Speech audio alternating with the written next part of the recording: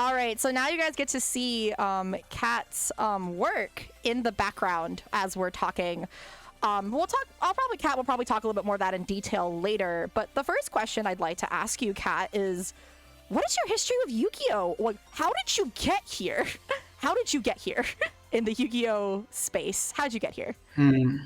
Well, I'd say like pretty much like most of the fans in the fandom, I started Yu-Gi-Oh with Duel Monsters back in the early 2000s. Watched Yu-Gi-Oh GX and kind of had like a period where I didn't watch any Yu-Gi-Oh for like a while. Mm-hmm. I ended up on like Facebook groups and like started like catching up to like 5Ds and then Zexal, then Arc 5, and so yeah. And I've kind of also just my history with like being interested in like Yu-Gi-Oh animation was that I've kind of just like I found this like Tumblr page that like talked about and detailed like animation on like Yu-Gi-Oh, and I kind of just fell in love with like the behind the scenes for like Yu-Gi-Oh with that. Mm-hmm. And I kind of just got my preliminary like knowledge through, and I've kind of just done my own research pretty much ever since Brains started. I've kind of just got to know like who the staff is, gotten a sense of like their styles and their quirks and all that, and yeah, pretty much just that's where I started, like just getting interested in the animation side of things more than the story. Yeah. So Kat on their YouTube channel has done breakdowns regarding a lot of things in the past, not as much recently, but you've done quite a bit of a backlog of things for animation highlights for quite a lot of the Yu-Gi-Ohs. You did some for Sevens as well. I think you did a few for Go Rush, but not as much. And by the way, what you guys are seeing also on screen is not only basically completed animation cuts that Kat got to do, but also some keyframes as well. So those are the more static images. Yeah, Kat got to animate Zuijo, chat. Got to animate the beautiful, gorgeous man that is Zuijo. So I'm incredibly like, and you got to animate Yuga. Kat, I believe you were a big fan of Yuga. So I bet it was a really big like shock to get to animate him. You also got a lot of Yuki shots as well. I was so happy to like, I was so happy to like draw Yuga Man specifically, because I honestly love this armor of his. Honestly, so good, and the aged up version of him and everything. Yeah, so awesome. Your history of Yu-Gi-Oh is a lot like everyone else's, but it's really cool that you specifically had a deep dive into how it's made. And I've learned quite a lot of names, because of course in the community, right, we hear a lot of the big names like Bo, Kagami, Ebona, right? But you've also highlighted some of the other animators who are not as well known. Because chat, of course, it's not like every animation frame, right? They tell you who does what shot. There is no labels. It's kind of similar to sometimes, like, we talk about this in the Go Rush dub all the time, right? With the cast list. The English credits don't tell you who voices who, which is kind of crazy to me, right? I would love to know who, I would also save us the guesswork of trying to figure out who the new characters are every week, right? But also, it's like, I want to know who did this. Sometimes you only figure that out if someone, like, posts it on their social media. And I know that some companies are a little bit more open to posting works. Like, for example, I know that a lot of people who work on indie animation very much encourage posting of their cuts a lot, even making videos on them on their own socials, even like during production sometimes if it's not a big spoilery shot. So it's an interesting thing as well. Go ahead. Yeah, the nice thing about especially nowadays with social media and everything is that animators can now pretty much just confirm which cuts they worked on, and they can post their work if they're ever given like permission. Even I can like post like, hey, I worked on Yu-Gi-Oh, I worked on this cut, it's honestly very liberating, and it kind of gives a lot of validation to our work. We can't just like keep quiet about it, because I think the one thing I hate the most is where like artists aren't credited or given any sort of recognition for their work, or even allowed to promote their work, because this is how a lot of us get more work and get scouted and all that. I mean, like because of my work and Boruto and JoJo. That's how I get like more work. How PAs spot me because I post like what I did and all that. Yeah, exactly. And it's the same thing like chat. That's why like if you ever see me do anything with art on my channel, anybody, like anything I show, if I know who the artist is, I'll be like, please go follow them. Like, why do you think like whenever Jeff shows up in my chat, I always do exclamation mark Jeff, right? People who make my models, people who make my art for me as well, or who make my overlays. I have a credits page as well, and if people wanted like if the creator ever wanted more social media links, I will gladly, as many as they want, I will always tell people, like, even where I got like fan merch of all the time, I was like, oh, I got it from this person all the time. Yes, Vital, yes, thank you. But yeah, so that's about your history with Yu-Gi-Oh! So now I guess, so I don't think I had this as a question, but I'd like to know. So I know that you were watching Go Rush before you started working on it, I believe. So what was what are your thoughts on Go Rush as a whole? I guess like obviously you worked on it, so obviously I'm sure it's special to you in that respect. But what do you think about the show in general, I guess is a question. Who's your favorite character, I guess? Oh wow. Well, I'll start with my favorite character. Honestly, my favorite character probably Yuhi. I just love his whole character development. He's designed. He's probably the best designed character in the show. He's the most Yu-Gi-Oh, if that's like a term, but he's the most card game-y protagonist looking character in the entire like Go Rush era or Rush Duel era of the show. Because I just love his design. I love his hair a lot. I love his personality. He's also the most like Yuma. Oh, not Yuma. Oh my gosh. He's the most like the Zexal protagonist, in my opinion. Because in terms of like Yuma, yeah. He's the most like Yuma in terms of personalities, but specifically when we first meet him, because he's kind of all inexperienced and all high energy and all positive and all that. Because I love characters like that who are just outgoing and just silly and all that, because I don't know, they just give my soul a lot of energy. I just love sort of characters. They're just so shonen-y, if that's a word. Yeah, and you got to animate your favorite character. That's crazy. Yeah. Because of course, as far as I understand, you obviously guys don't really get to pick what shots you do. You're kind of assigned that, but you probably were like, I hit the mother load. I got Yuga and Yuhi. You got all the Odos, actually. I pretty much got the cuts nearest to the beginning of the episode. Honestly, because we basically, I don't know if this is gonna be a question. Basically, we get to like pick through like a pile of like sections that are like available. So I got to do like the beginning section for episode 101. And that just so happened to be a part of Yuhi's turn, so that was pretty cool. And I got to draw some of his. Honestly, were a pain to draw. I can imagine a little bit.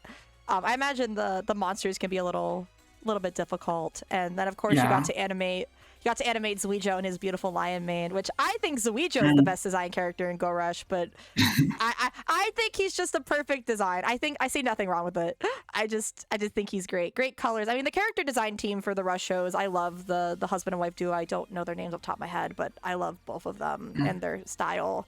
I did such good work, especially the Valgyrians look really nice, like Pikachu are quite cool, right? Zuijo and UDS in particular, very, very well designed, very strong, and very pretty. So Go Rush as a whole, like, because now that it's done, what do you think about the show in general? Obviously, taking your bias of working on it aside. No bias. The only bias is that I'm also kind of pretty much a fan of Yu-Gi-Oh! But honestly, Yu-Gi-Oh! I mean, not Yu-Gi-Oh! Both Sevens and Go Rush, for me, are just like a good breath of fresh air, because I honestly love the simple designs. I love the lighter tone. I just I get that it's not as dark as the other show.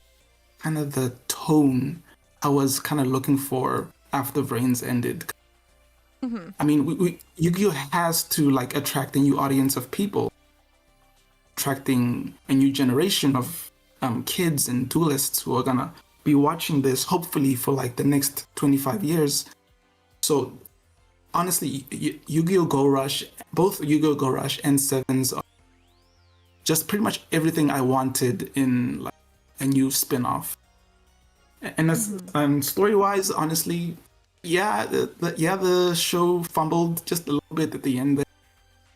I think this was probably the best bridge Yu-Gi-Oh, and I hope they maintain this sort of momentum if they ever do another show.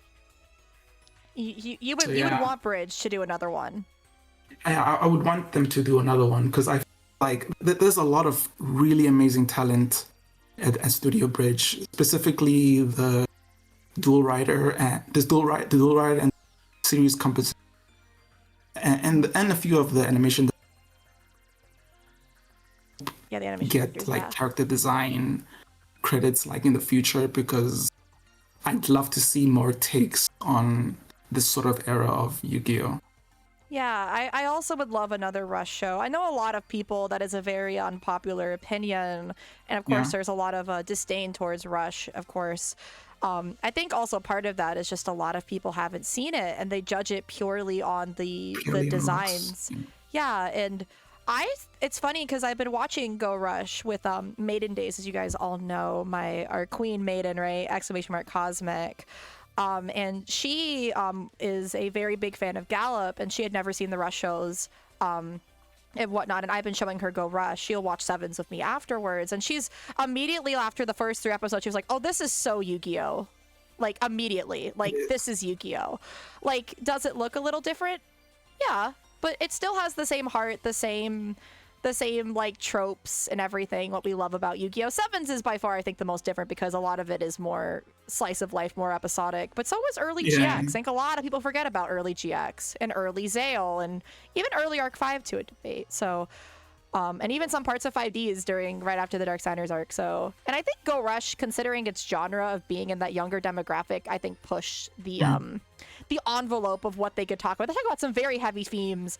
Like, we have a character who wants to stay dead in a little kid show. We have an genocide. We have alien racism.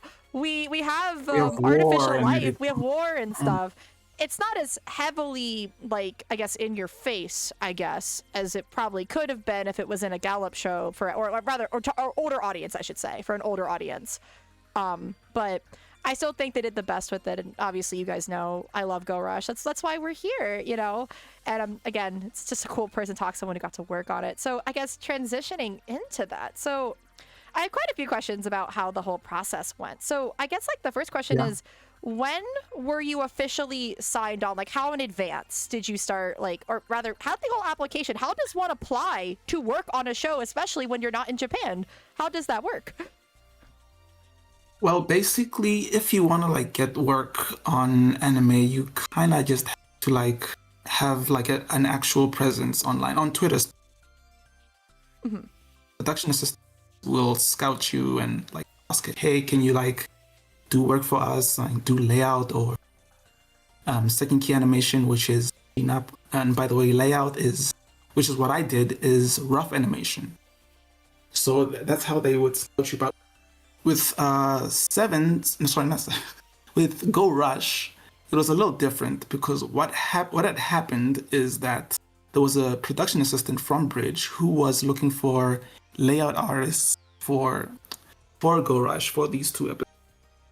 And like a friend of mine got scouted by one of the PAs, but knowing that I liked Yu-Gi-Oh, contacted the PA and told him that, hey, he can't do any work right now, would you mind hiring? So that's pretty much how I got signed on to So your friend Go gave Rush. you a solid. So I just got lucky. Honestly, your friend gave you a solid. Honestly, so cool. That friend of mine is honestly the best person ever. They're amazing. So happy they gave me this chance to work on this because they know I love Yu-Gi-Oh, that I'm a nerd for it and everything. So I'm honestly grateful to them. I'm grateful to having just worked on this. basically my childhood dream to have worked. Well, it was my childhood dream to work on anime, but Yu-Gi-Oh! Of all things, the one probably the most about out of everything. So that was just amazing for me. Aww, thank you. Hello, Hikari-chan. Welcome, welcome.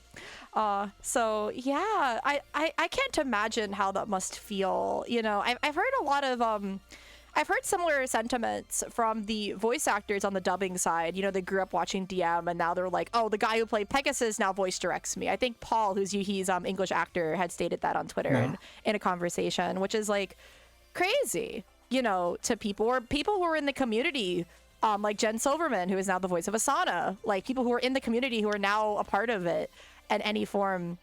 I imagine it's a big honor. So I'm really happy that your friend got to do that. That's so kind. And I love your shots. I was like, because Kat gave me all this footage and stuff, because of course Kat had it for me to use for today, and I just kept staring at it. Yeah. And I was just like, it's so cool, and whatnot. So how far in advance were you recruited? Like before the episode aired, I guess is a good idea if you're allowed to say like about the time frame. For episode 101, it was pretty much a good month before broadcast, because I think I got like recruited pretty late into the key animation stage, which is where I do layout and all that. And for 109, I pretty much just had like, I think it was maybe four weeks to do my work on that. It was a little less time, and I'll explain like why that was, but yeah, I had like a lot less time to work on 109. There are some in it I'm not very proud, but for the most part, I had a lot of fun, to be honest. And you got to draw. I don't have them on file, but if you go through Kat's Animator account, I believe they're on there. You can see Kat got to do those like Animator drawings. I imagine how that was cool for you, right? To do like those like, oh, I worked on this episode, and you did it for both of them, which are so cool. Honestly, sitting on this secret, like sitting on the fact that I worked on Yu-Gi-Oh for like so long was so damn painful. Because I knew like who Dark Meister was. I knew that who was gonna be the villain of the next arc. I was just like, oh my god, is this?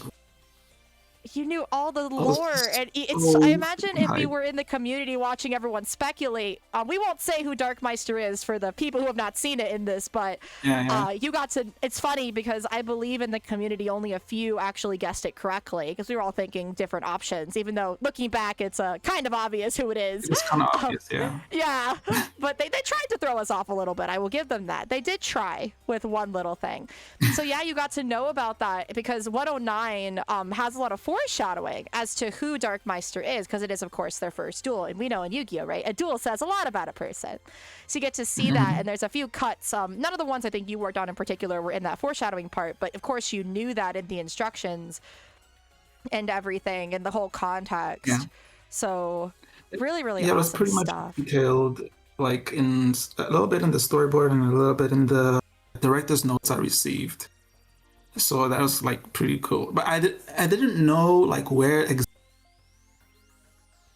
I just knew that who the Dark Meister was.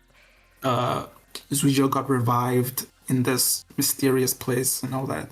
But yeah, that's pretty much as far as I knew as far as the arc was concerned. So you didn't get to see, right, because obviously it's not in the episodes, like you didn't get to see Dark Meister's reveal design, the real one, because you obviously weren't on that episode. Why would you need to see it?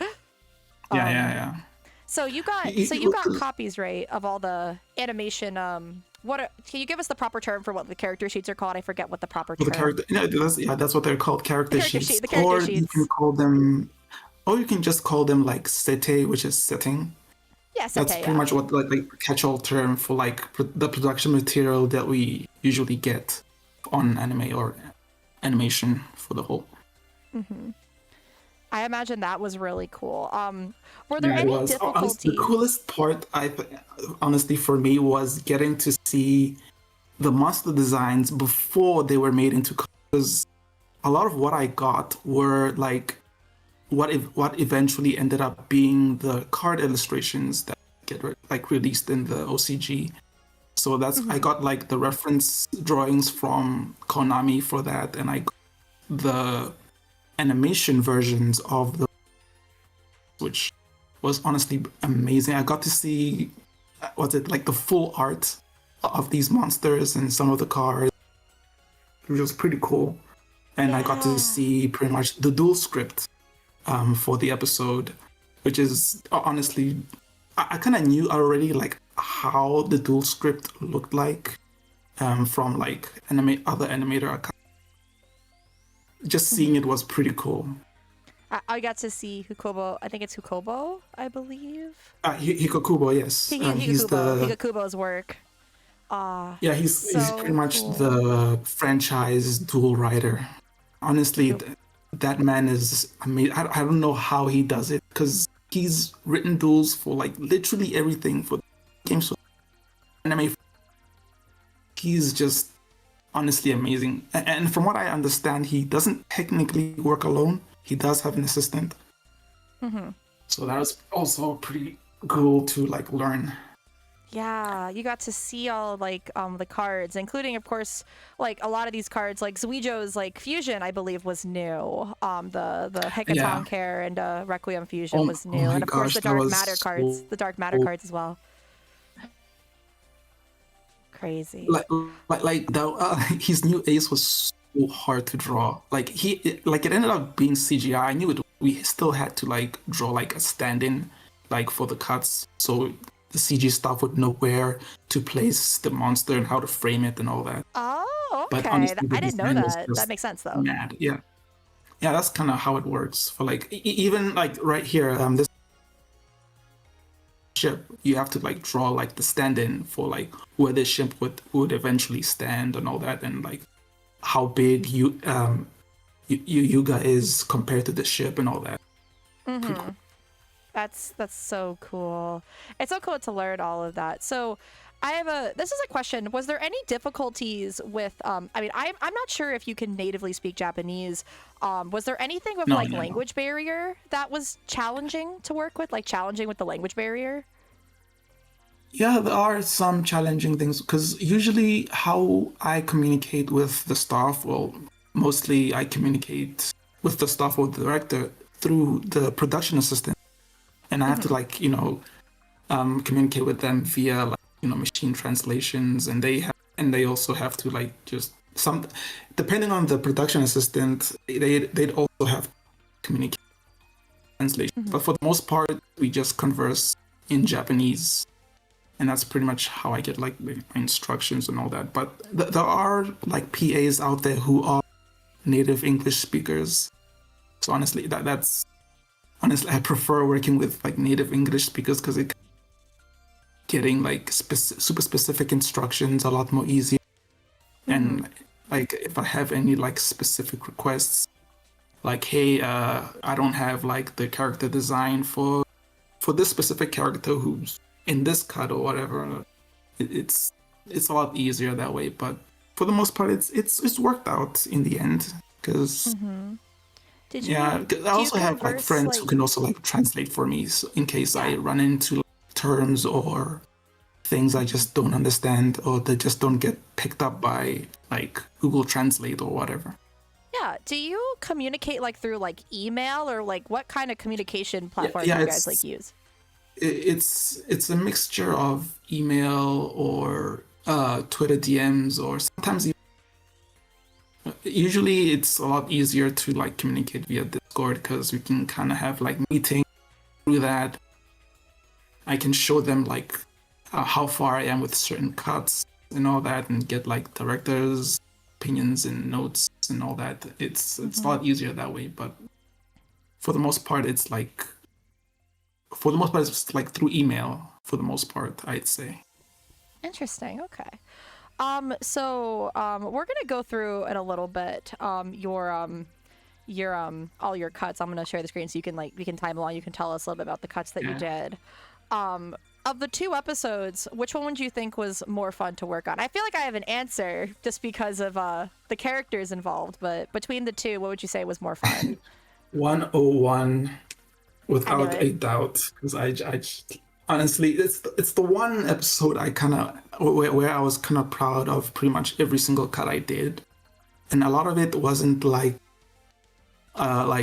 drawn like redrawn like super immensely. Like the animation director for 101 was Yuki Morimoto, whose character art is honestly amazing, just so cute. I even like had like a little chat with the production assistant. I said, "Oh my gosh, he looks so adorable," and like agreed. And honestly, Aw. working under them was such a privilege because they do also happen to be one of my favorite animation directors on both Sevens and Go Rush. So that was Oh, pretty that's awesome. awesome. That's awesome. Mm. I'm glad the experience was very positive and everything. I mean, from what I understand, you had a really good time, so that makes me happy. Because of course we know that working on anime and general animation is very challenging. Oh Besides yeah. like the difficulty, did you feel like you experienced? Because of course it's 4 weeks out, which is pretty close for some people. I think. When they Yeah, understand that's compared to how pretty some other much. shows are made. So can you like talk a little Yeah, about that's like how pretty much the much. pressure, I guess?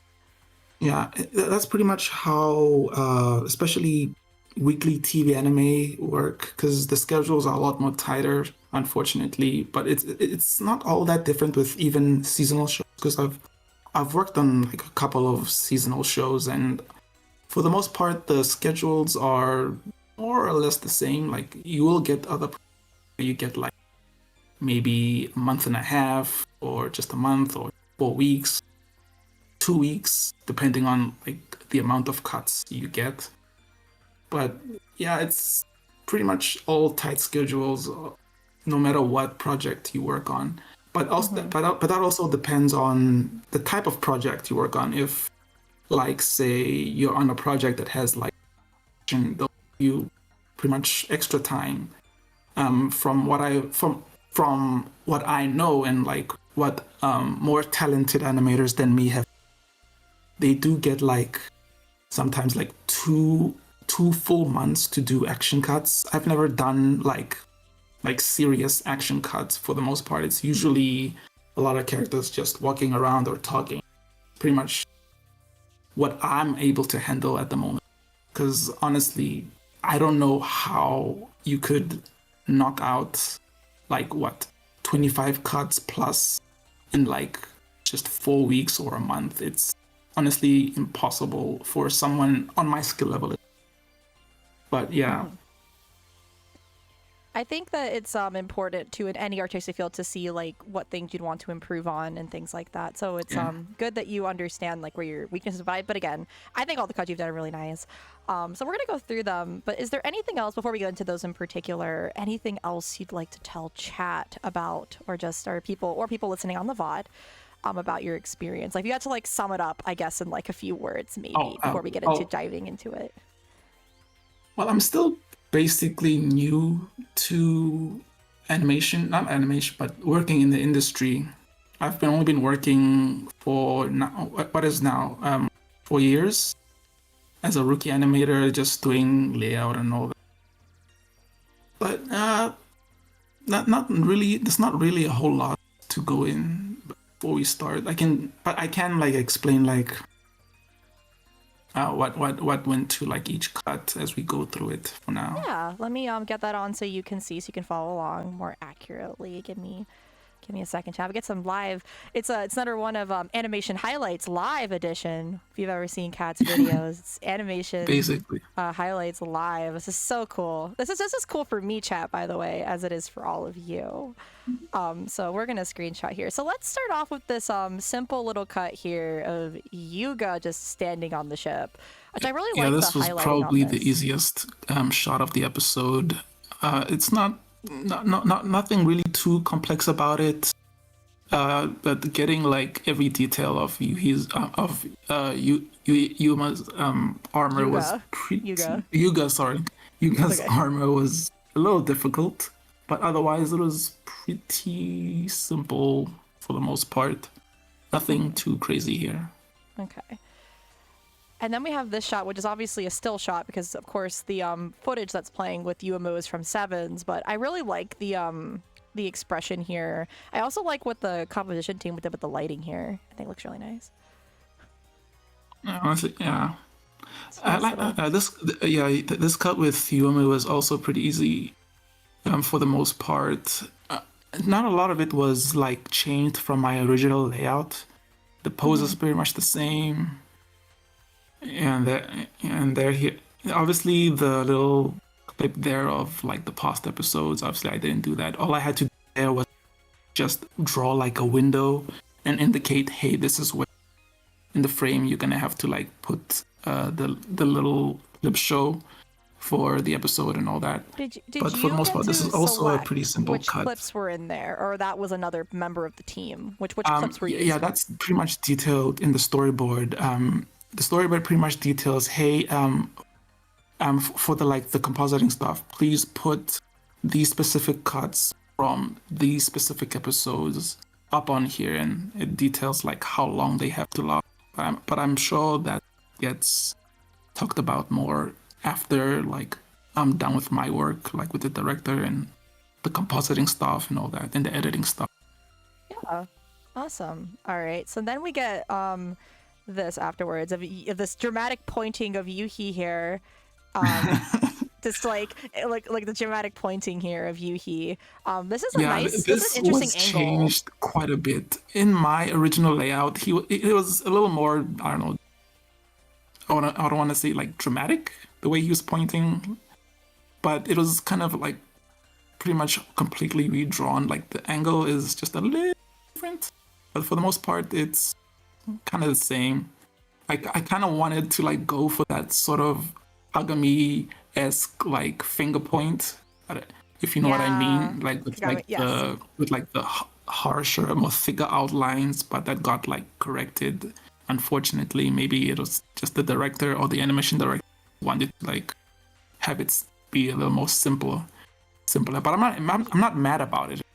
Mm-hmm. It's what happens because the whole episode has to look stylistically like the same. Everything has to look consistent for the most part. Mm-hmm. So yeah, it's always interesting to me when in Go Rush characters suddenly have thicker lines, like for like one cut or two, which I love because I like a mix of thin and harder lines. Yeah, because that depends like mostly on the animation director. Because a lot of our like if you're just doing layout, a lot of your work will get redrawn. So you shouldn't really be too married to how your character or how your drawings look like and all that, because unfortunately, or fortunately, really, the animation director is gonna come in and must just, depending on how much time they have and I guess on their discretion, just end up either redrawing the entire character or just parts of. I think for this cut specifically, the only parts that were completely redrawn were Yuhi. Doing his wings, his energy wings were pretty much just left exactly the same. So are the beams of light and background there, which are actually technically were 2D, but I guess the compositing stuff went in and like added all those sort of effects on it. Yeah. But yeah. Yeah, all right. So then we have, I believe after this, we have this little shot of Yuumu like moving up from the previous shot that you had, which I like the movement. It's kind of hard to see if I go back for chat here. I think that was the timing here is pretty cool. I'm really proud of this one. It looks so nice because it was pretty much the same. Because they kept the hair movement because I was kind of worried that because for the most part, Go Rush is pretty conservative with its animation. They don't want to do anything too crazy because of the schedule and all that. Because unfortunately, a lot of like flashy cuts you would draw will get they either get completely thrown out or they pretty much just remove some frames and all that. But this cut was pretty much kept as is from the layout because I didn't want it to be like too static. Because honestly, I wanted there to be a little bit more life, because she is shocked at the realization of what's happening. So I wanted that to like be some actual minor character acting there. I love character acting. It's one of my favorite things about animation, and I mean that's part of, it's but that's the honestly difference also between the hardest. Oh, I was gonna ask that in general. What the hardest part I imagine is the character acting. I guess like real quick, so some animators that I've seen, from what I understand, some animators physically like record themselves acting out shots. Did you do that during the process for you at all? Not for me, no. Because I just pretty much I knew exactly what I wanted, so I didn't really have to act anything out. But I have done so before on like other projects or even personal stuff, or even like back in animation school, I did do like a lot of like filming myself as reference and then having to animate that. But but it is recommended that you act out like any sort of like movement or emotion or whatever to like get it as accurate as possible but for something like this, it was pretty simple.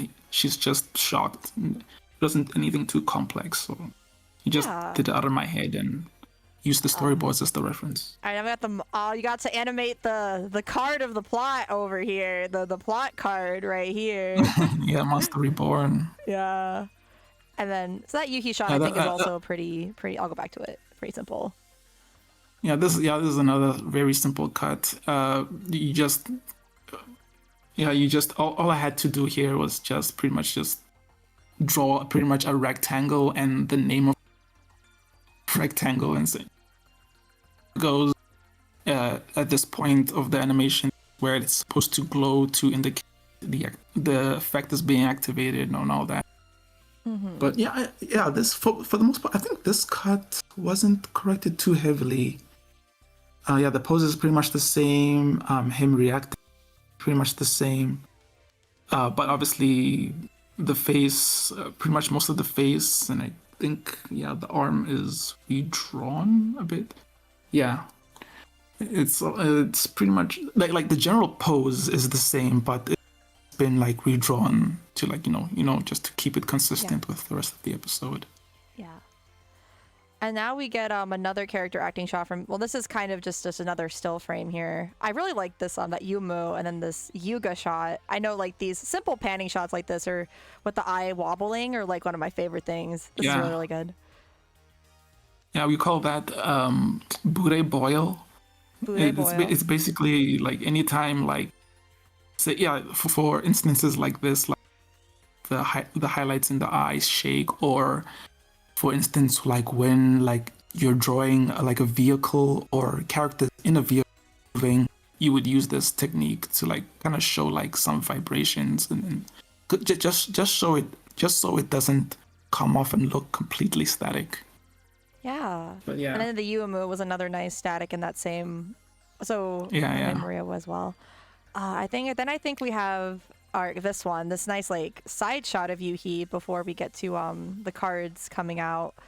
I feel like these shots of when the cards come out and then you have obviously Yuga show up. Those shots were very nice. I think that might be my favorite cut of the episode. It's not the Seven's Road to animate thing? like that, and I got to like animate like the hair flowing. It's also probably the most animated cut I did in the episode. But otherwise it was pretty good. Like a lot of like the expression is kind of the same for the most part, but otherwise it's been redrawn here. Yeah, but for the most part it's pretty much all me. Other than like the now this shot I'm very curious about, and this is obviously Yuga. Yuhi summoning Seven's Road Magician. Now this is interesting. I'd like to know about the process of this because obviously it's very much modeled after what Yuga's looks like and what Udius did too. Yeah, you see, this is what we call bank animation, which is you reused animation from like previous episodes or previous shots in the episode. For this cut, I didn't really like do anything for this cut. This was not me. Someone else had to pretty much redraw what was basically was it the summoning bank animation from else pretty much had to redraw this whole thing. What I did here was the little bit right after as he placed the card on the disc.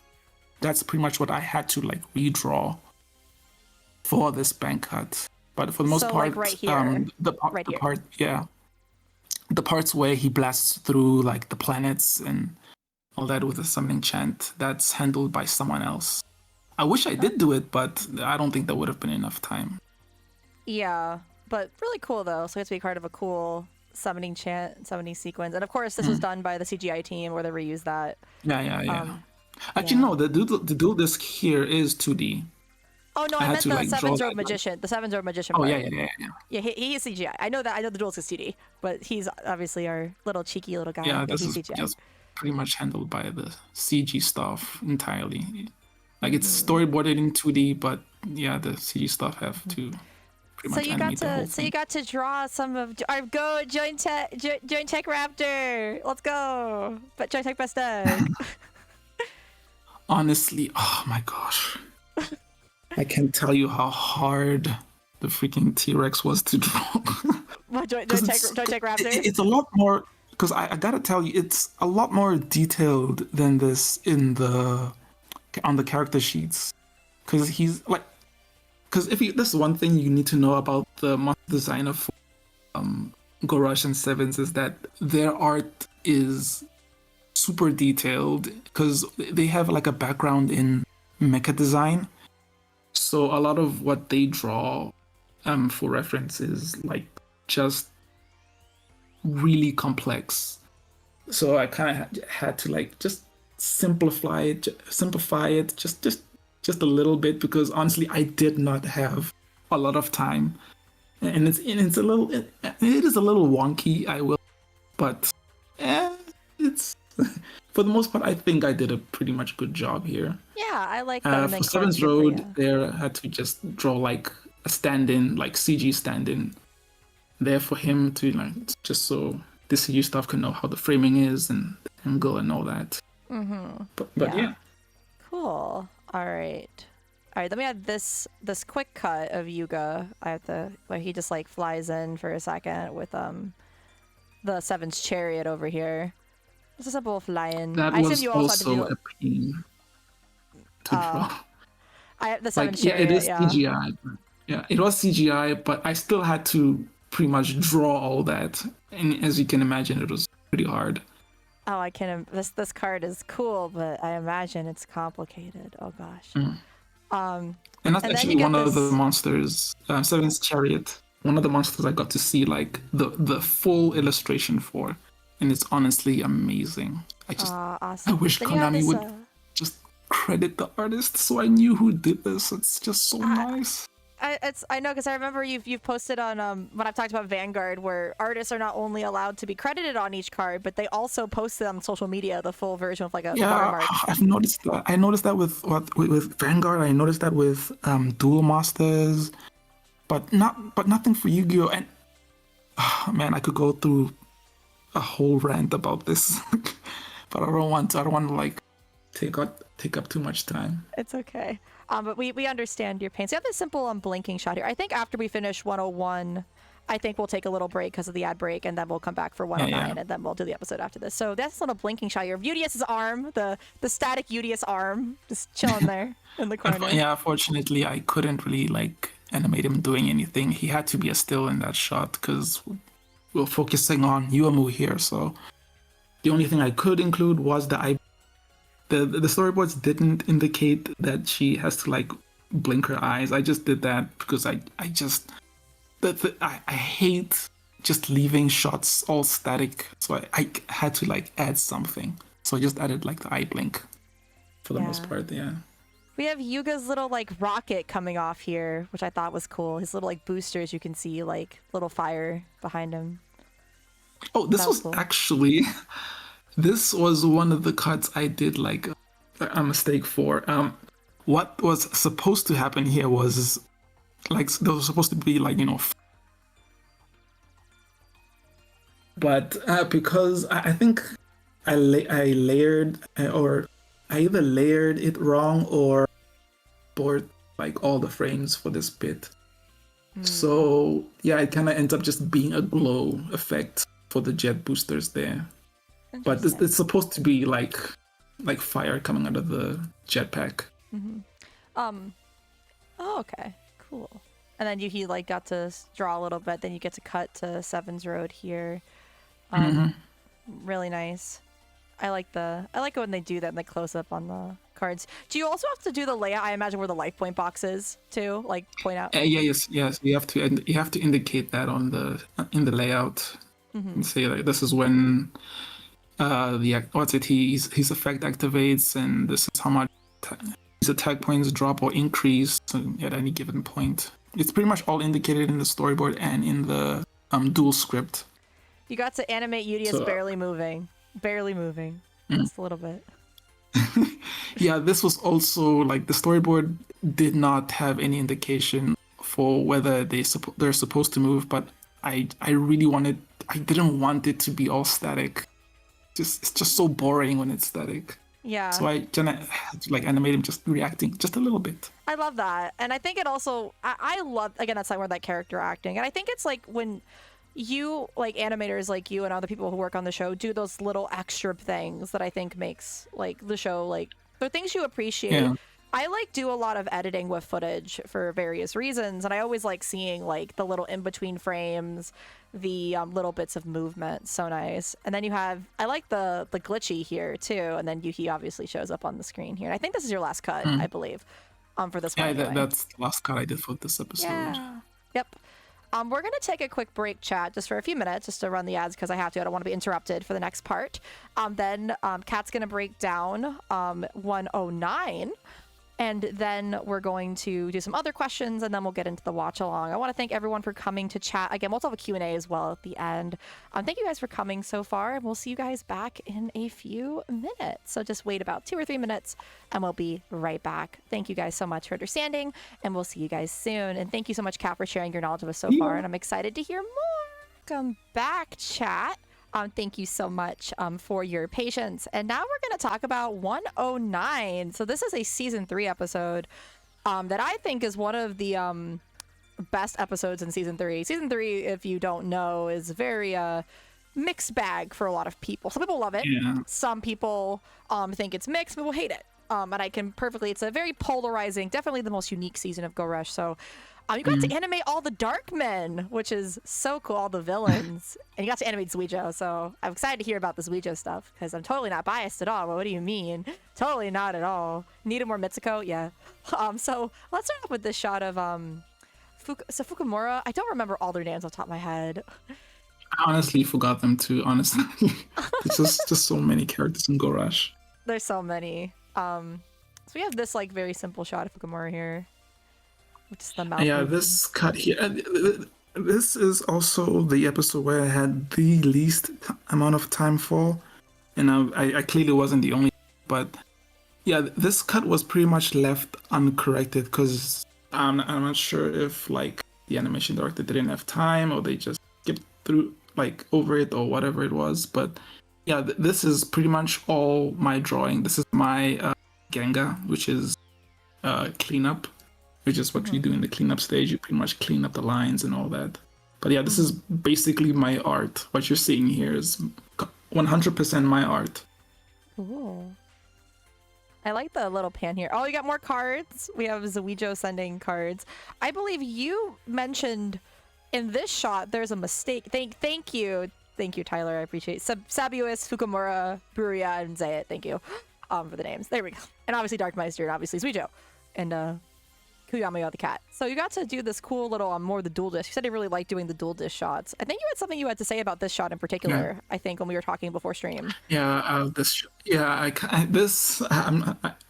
I'm kind of embarrassed about it, but yeah, this shot because the hand is supposed to like move out of shot, but I guess I didn't indicate it on the timesheet that hey, this frame has to like kind of blink out at this point. So it's kind of just left as like this awkward hand just floating there. So yeah, it's kind of painful seeing it back. Do you? Not gonna lie. I'm not trying to cause trauma. Do you find and for a lot of artists, right, the most difficult part of the animation, or rather animation art process, is hands. Do you agree with that statement as an artist yourself? Yes, 100%. Yeah, hands are the single most difficult thing to draw, regardless of how high your skill level is. I've heard so many people say like, yeah, nah, it's super hard. That's why you have animators like Kagami. Like, he made an entire book on how to draw hands. So it sells like a little figurine, which you can like use to like pose for like different hand poses and stuff. Like, he built basically his whole brand around being the guy who knows how to draw hands and all that. But honestly, I need to like get that book. It's invaluable. It's like really invaluable resource for animators to have, even also like illustrators and stuff. Yeah, I've heard a lot about that from people that I know in the art field. So we have I forget which void valve this is. I know the materials, but the name I don't remember off the top of my head. So this is obviously a fusion between Hecatoncheir and Requiem. And I remember you saying this card was very hard to draw. Very, very, very hard. I mean, look at him. Oh my gosh. It's an eldritch monster. Obviously, it was minus the highlights because, the reference sheet. What is his name? Giga Harna, whatever it was. The reference sheet for this was pretty much a rough. It had no highlights. It was pretty much, I'm guessing, straight from Konami. So that's pretty much what we had to like work off of. So none like the wing, the details, like his arms and the wings, it was kind of all sketchy. So we kind of had to work from that. I guess the CJ staff had to fill any details in, or maybe they got the final version. I don't know. Yeah, interesting. So you got to have Zuijo like cut in here, which I like this triangle cut. Zuijo as a character has a lot of triangle in his shape language, so I think adding that was a really nice touch here. This shot is also pretty much left uncorrected for the most part, but I'm not sure why, because as the cut goes on, it kind of does like a slow zoom, which was not indicated in the storyboard. What it was pretty much supposed to be was like a quick flash from this small drawing to the big drawing, like as it zooms into face. So I'm guessing that's like a decision they made. In fact, like in between the two drawings, which is a choice, but there you have it. It's a choice. It's kind of awkward in my opinion. Yeah, he just like zoom in. And then we have more of the cards here. Yeah. We have more of the cards being moved. Darkmeister was moving her cards over here. She just moves the two sets. This shot was kind of awkward because it's the same in the storyboard that because was it Dark Matter Dragon is kind of like cut off, like the top part is like cut off. Yeah, right here. So it's like. Because I did ask the PA about that, if I should like follow the storyboard exactly. I didn't like that it's kind of just like this awkward like cut off bit, but yeah, it. And drawing Darkmeister, honestly, oh my gosh, Darkmeister is probably the hardest character to draw in the entire episode. Especially when you have to like draw them from a distance, because you kind of have to decide what details to leave in and what details to omit, because as they're drawn like farther and farther away. And unfortunately, for Go Rush, they don't have like a reference sheet for like different distances, because on other productions, especially some of the ones I'm working on right now, they include like a little reference sheet for how much detail a character will have depending on like how far or how close they are to the camera. That's cool. But for Go Rush, we didn't have that.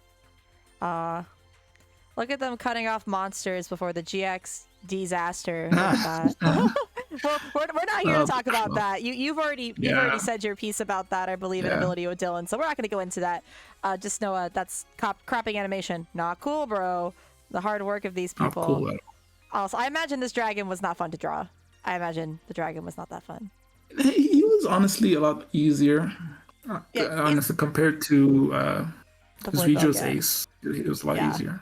Then we have Sabius, we have Zayat here in the middle, and Bruya on the right. So honestly, I wish this was a little better, because the storyboard also here that they should be like moving at all. But I wanted to add some sort of movement, because I just don't like how static it is. Yeah. But this was, for the most part, corrected. Like, all three of them have been redrawn by the animator. I'm not sure which animation director it was, though, because there are multiple ADs on this episode. Yeah. Interesting. I like that Fukumura's like ball is just like floating back there. Then we have... that was just weird. I like this shot a lot because I like the composition of them just standing and like... I love the setting of Dark Meister's castle. I'm kind of sad that their second duel wasn't in this place. Like, it would have been cool to have Yudia's duel there, but no, we got like this rock field. It's fine, but this is cooler. I like castles and dark aesthetic, so this is cool. Honestly, no shade to the directors and the storyboarders on this show, because usually the shots are pretty simple and pretty flat.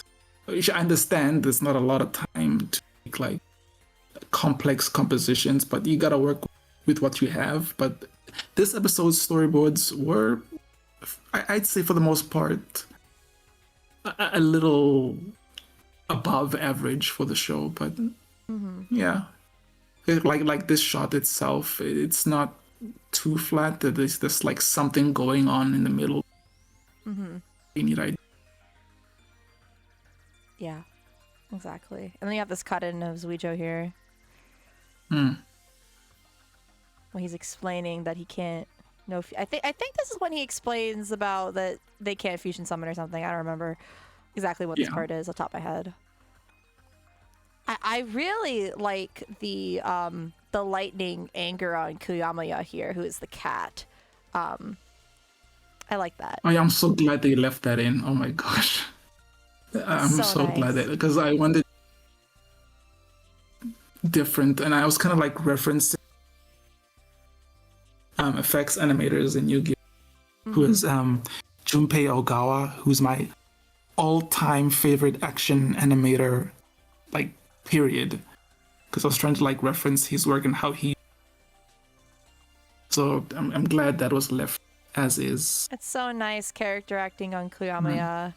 I think that it's interesting because, you know, getting to animate it's interesting because we don't usually have characters in Yu-Gi-Oh! Who are in, like, obviously, like, you know, on four legs, right? Versus, I mean, obviously the monsters, but, like, a character.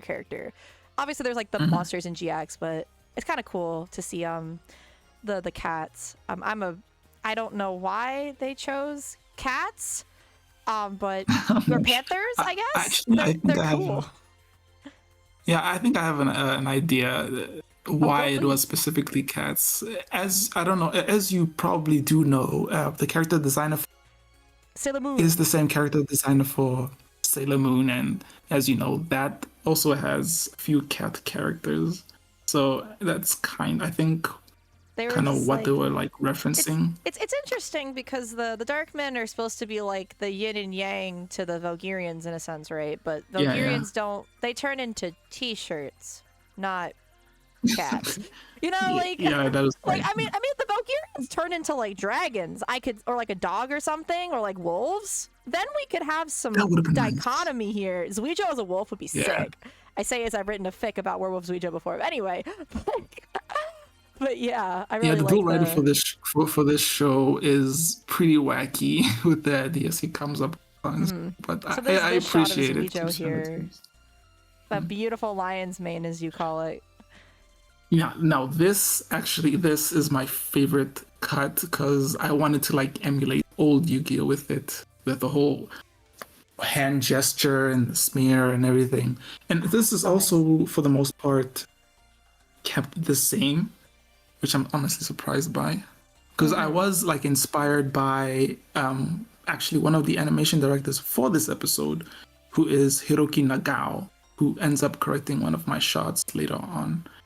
I wanted to like emulate his style a little bit with how he draws faces and all that, because he's like a very like not well known, but a long time animator for Yu-Gi-Oh!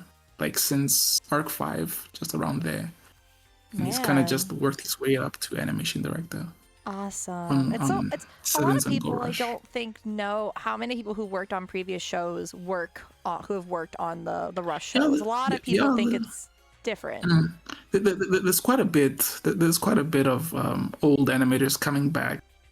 Sometimes for an episode, sometimes for like the entire show, sometimes for like a handful of episodes. But there are plenty of people from the old shows. Actually, there is a cool fact. There's actually for the last arc, there is and the last episode, a Gatcha animator who worked on that episode, working under an alias. I'm not sure if I should actually like say who they are, because you don't have to reveal that. But that's a cool fact to know. I'm not gonna like reveal the name, but it's pretty cool that they got to participate in like the last episode, which is pretty cool.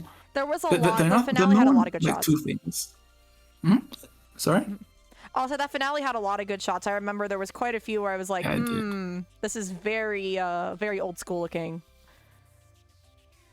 Yeah, I don't know if what cuts they did. They never really like detailed what they did, but they did announce that they worked on these 2 episodes. Pretty cool. Awesome. I really like this shot a lot. I also like that. I imagine, how difficult was it to draw Zuijo? Because some people say that his hair is kind of where the gradient goes. I imagine the gradient can be kind of annoying to figure out where the line is, but I think the reference sheets also tell you where the line is for the gradient in the hair. Yeah, they do. It's pretty simple. You just draw like a solid green line to indicate where the gradient cuts, and it's pretty much it. It's not really that he's not really that difficult. The only annoying part, I'd say, is the little patterns on his shoulder cape, little purple thing there. Shoulder cape. But yeah, but for the most part, he's not really that difficult to draw. I wouldn't. His hair does. If you like had to like animate any super complicated like motion, hair waving, I guess that would be hard, because, as you know, Yu-Gi-Oh! Hair is like pretty stiff, and there's not a lot of ways you can waving. Yeah, that's why I think the flower field scene is very impressive, because their hair moves in that entire scene. It doesn't stop moving. It just keeps moving. For that. Honestly, that was pretty impressive. We have this stand shot of Dark Meister from the face here with her mask looking thing. She straight up is like very clearly inspired by Nehelenia from Sailor Moon. Like, this is very clearly that kind of design. That was my first thought when I saw the designs. I'm like, oh my gosh, they're just sourcing from their previous work for these designs. Pretty good. And this shot in particular was corrected by Hiroki, who I referenced earlier, who is, I think, probably I don't want to say the best, but yeah, one of the best animation directors. Unfortunately, his style can like clash a little bit with how Go Rush and Sevens look, because they're all simple and there's not a whole lot of shading with them. Here it's like super intense, but I think it works well with this character.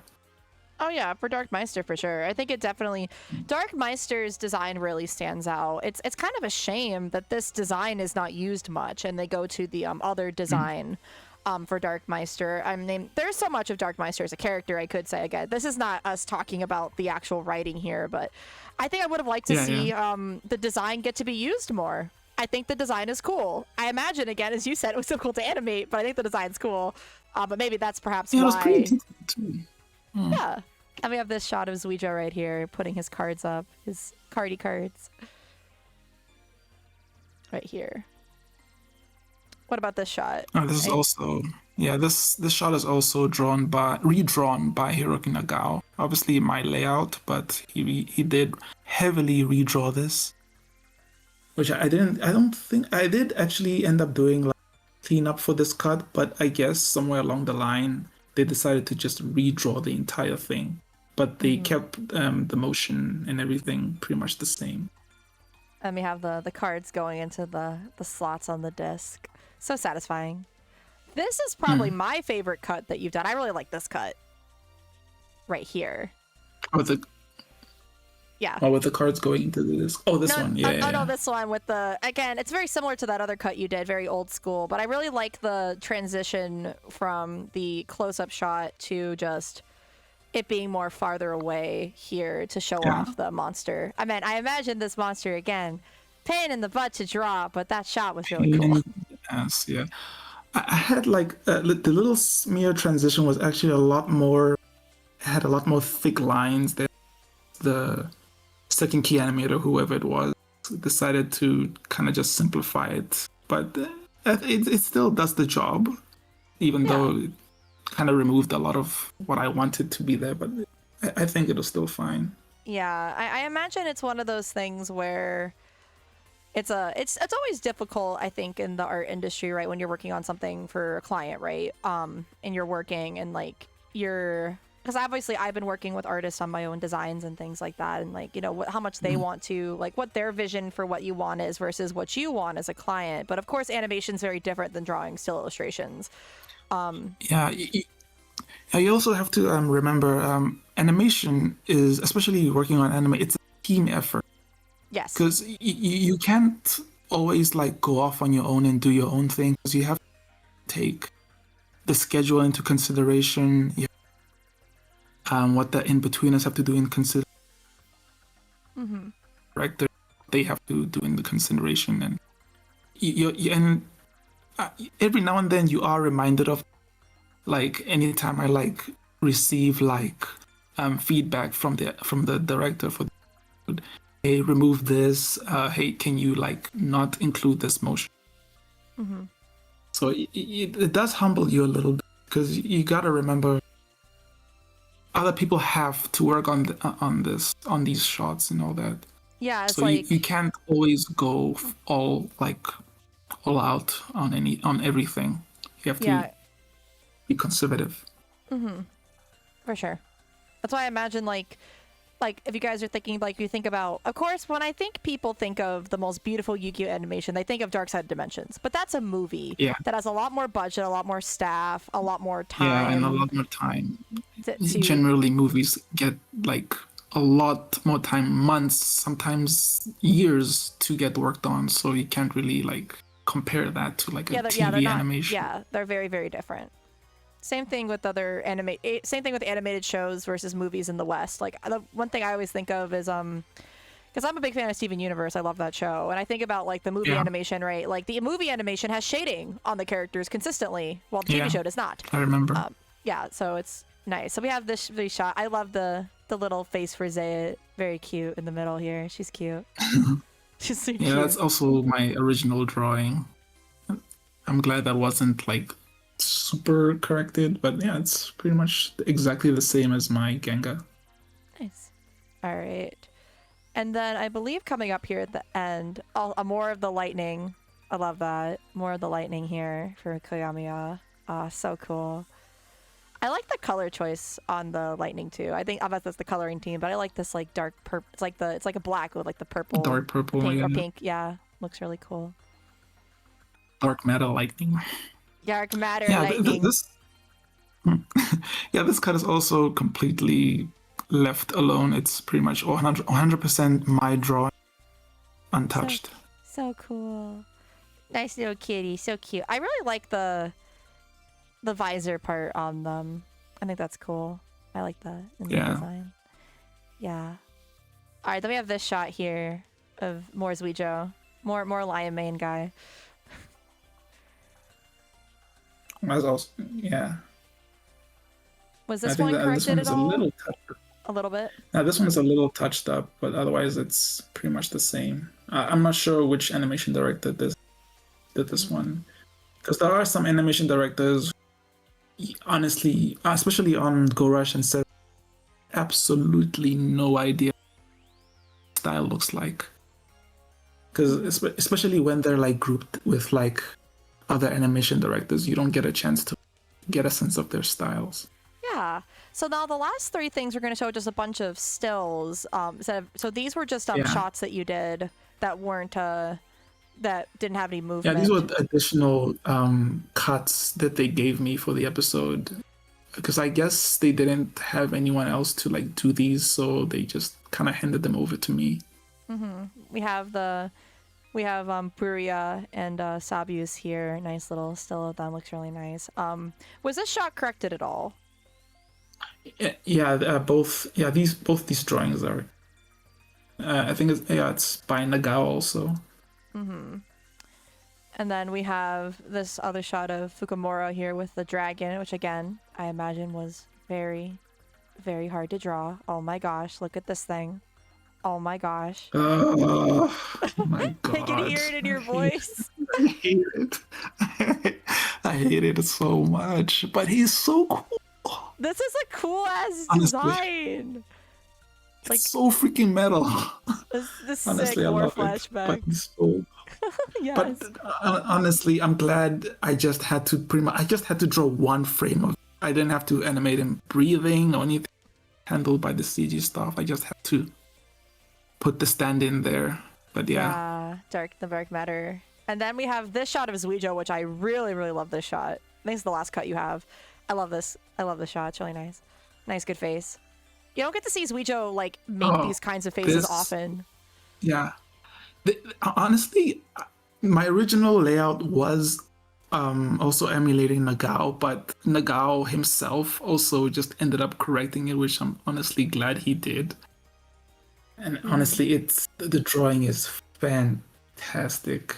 It's so my only regret is I didn't get to like animate like the people like dilating or a little bit, because it's static.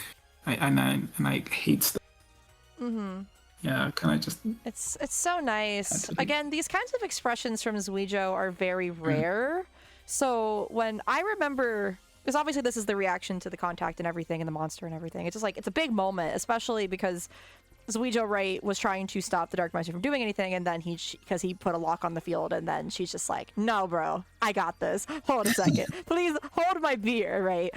It's so nice. And I think that's all the shots that we have.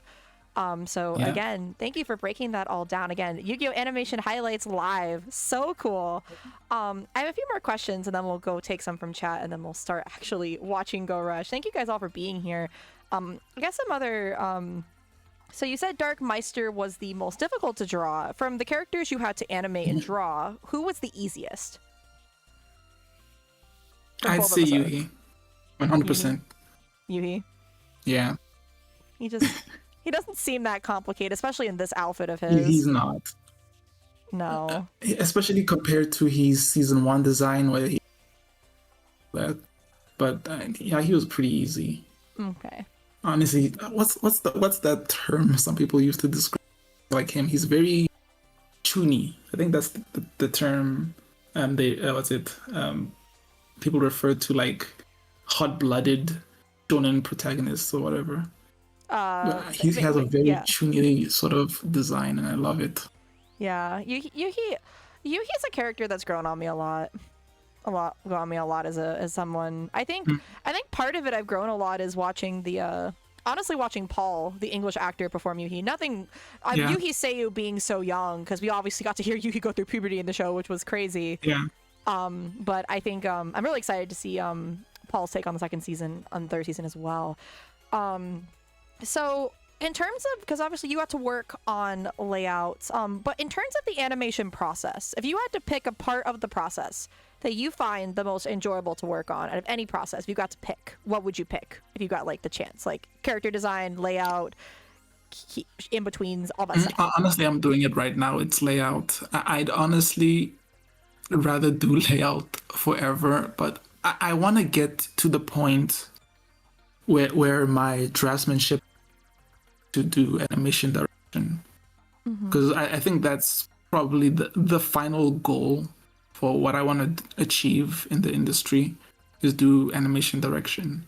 But I'm not like super confident in my draftsmanship just yet to We're all rooting delve for into you. that. Rooting for you, Kat. We're all rooting for Yeah. you. We're all rooting for you. I want you to get to work on Yu-Gi-Oh! 9. We got one. Please, please. Oh my gosh, that'd be awesome. Can we please get Yu-Gi-Oh! 9? Please, Konami. I guess, okay, please. We'll get to that. I have a question about that in the future. But I guess like just another quick question. It's kind of off topic. If you had to pick a Yu-Gi-Oh series that you enjoy from an animation standpoint, what do you think is the animation pinnacle of Yu-Gi-Oh? Not the movies, obviously those are different, but a show. What would you say? You just love how it looks and how it's Zale, 100%. Zale you'd say is a miracle of, I don't know, Yu-Gi-Oh TV animation. It's a combination of, well, the director who got to work on it, and I guess just being given a forgiving schedule that show, because many people might not. I think I might have made touching on this. I can't remember, but a lot of people may not know this, but Zale is basically a co-production between Alep and Tezuka Productions. If you don't really? know I didn't Tezuka know Productions, that. they're the studio that animated the Astro Boy anime back in the day. Oh, cool. So a lot of the animators from that studio are amazing, and there are like a few episodes like that were outsourced to them, and Anna Kabu, that was outsourced to Tezuka Productions, and that's, I think, one of the best looking and best animated of the entire series. Just, I don't know how they did it, because they never replicate what they did in Zay. It's just a miracle that it was made in the first place. Zale has I honestly such wish good animation. I talked about that during the Appreciating Yu-Gi-Oh segment, which I love. One thing I love that Kat does. Whenever I mention animation fact, I'm like, Kat, I know you're listening. Please confirm my suspicions in the comments, and you always do, which I appreciate that. I appreciate the confirmation. Yeah, Tezuka Productions, obviously. If you don't know who Tezuka is basically the Walt Disney of Japan. Very pioneer in animation and manga. Very, like, they made Kimba the White Lion, Astro Boy, a bunch of other stuff. So that's the fact that they were involved in Yu-Gi-Oh is like insane. I didn't even know that. They were involved in it pretty much through like, I think the first half of Arc 5, and then they kind of just dipped. Arc 5, but Arc 5 for also the most looks part, so good. Yeah, but for the most part, there were some people from Tezuka Productions that continued to work on Vrains as like the animation director for that, which was pretty cool. But yeah, for the most part, their time on Yu-Gi-Oh was pretty short. So I guess I honestly wish they'd come back. So before we get to asking questions from chat, you guys can start sending your questions if they were buried. Please send them again. I guess, like, because we talked about Yu-Gi-Oh! 9, because of course we have the Chronicles going on, which I know you've made some tweets about the Chronicles. So what do you want for the future of Yu-Gi-Oh! Animation? What do you want? Do you think Konami Animation should animate the show, like, because obviously there's a lot of debates, but I want to know from your perspective as someone, like, what if you had to pick, how would you ideally, I know you said you want a bridge to do more, but I guess what do you want for the future of Yu-Gi-Oh! Animation, I guess? Honestly, as is at this very moment, Konami Animation isn't equipped to handle like a long-running series. So I don't think they'd ever do a Yu-Gi-Oh! Show. They might be like contracted to do maybe an episode, or maybe that could happen, but I don't see that ever happening. As for what I want from the future of Yu-Gi-Oh!, this might be an unpopular opinion, I don't know, but I want more rush shows. I want Bridge to continue working on Yu-Gi-Oh! Because I'm sorry, guys, but Gallop is not coming back. They're not gonna be working on Yu-Gi-Oh! Ever again. Might get some guest animators pop up from Gallop or who've worked on previous Yu-Gi-Oh! Shows. But they're not coming back. It's just not happening, like at all. Mm-hmm. But I do want more bridge Yu-Gi-Oh! Because there are genuinely some amazing and talented people over there. And I feel like they haven't really been given a chance to like really cut loose with Go Rush and Reigns, because Reigns did. You mean Sevens? If you didn't know, have a very, very rocky beginning. Sevens, yeah. Like the OPs were never finished. The schedule just kept getting more tighter and tighter as the show went on. It is just unfortunate what happened, but yeah, honestly, hopefully it can get better if they do another installment, because the writing, I think, has been probably the biggest highlight, giving like female characters some like spotlight and actual plot relevance and more agency and everything. Like Takeuchi is a fantastic writer. I want to see more from him specifically. Yoshida was awesome, but this guy actually knows how to follow through on plot. So I want him to stay on. It's also, and I was talking about this when I was watching. We're in the middle of the first arc of season 2, and I was watching with May. We're actually watching it yesterday. So I getting to see the episodes again after I hadn't seen them in like a few years. It's like, man, they give so many supporting characters duels. It's so nice to see the supporting characters get to do something. Not just the female characters, but just supporting characters in general. I think Go Rush in particular is one of the best shows when it comes to showing the power of friendship, to the fact where all three of the major villain, I think, duels you could argue in the show, right? So Zuijo, Koi Duel, and then Otis very much had those power of friendship elements in the way the duels were written and the way that they were shown in different ways to different extents. I think that obviously the Koi duel does it the best because that's the most direct way to get everyone involved because of how that duel worked. But of course, like Udius using his friend's aces in the season finale, we had the kind of an evolved version of that for the duel against Koi Duel. And then of course we had the a little bit lesser extent, but we had the trio get to do the finale thing. I kind of wish that Monobu and Zuijo got to do stuff in that final duel a little bit too. They were kind of just there a little bit, but they had their little tag team duel, and I think that their duel honestly is the best one in that entire arc. I know I'm biased, but for a one episode duel and giving Zuijo some much needed characterization after not much happening with him, I appreciate that, even though some of it's a little bit not as much I'd like. But yeah, I guess now we are going to, go to questions from chat. You can, I guess I will let you pick which ones you would like to answer, of course, to your comfort level. We'll do a few of those, and then I guess we will get started on the watch along. So you can open up chat. Thank you guys all for listening to this, by the way. It's been almost an hour probably watching to us yap about animation. And thank you, Kat, for sharing all your wisdom. I mean, you still have more to share with your Queer Night, but just thank you so much. I really enjoy it. It's really chill. It's a nice chill to yap about Yu-Gi-Oh! Stream. And it's so cool, all the knowledge you've shared. So, yeah. I guess I'll answer Virtual Bites' question. If there was any scene or overall parts of Go Rush, you got the chance to add your parts while writing an animation of outside of the ones you've animated. So basically, just for the people who cannot see the chat, basically what Vital's asking, if there was any, aside from the stuff obviously Kat got to work on, was there any scenes that Kat would have added or possible ideas? I know that's a very big question. I guess you can pick one part, I guess. So basically, what would you want to add if you had basically, I guess, more control, I guess?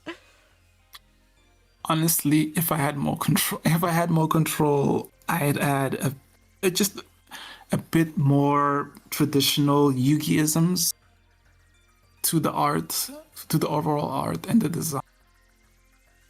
I love the designs. But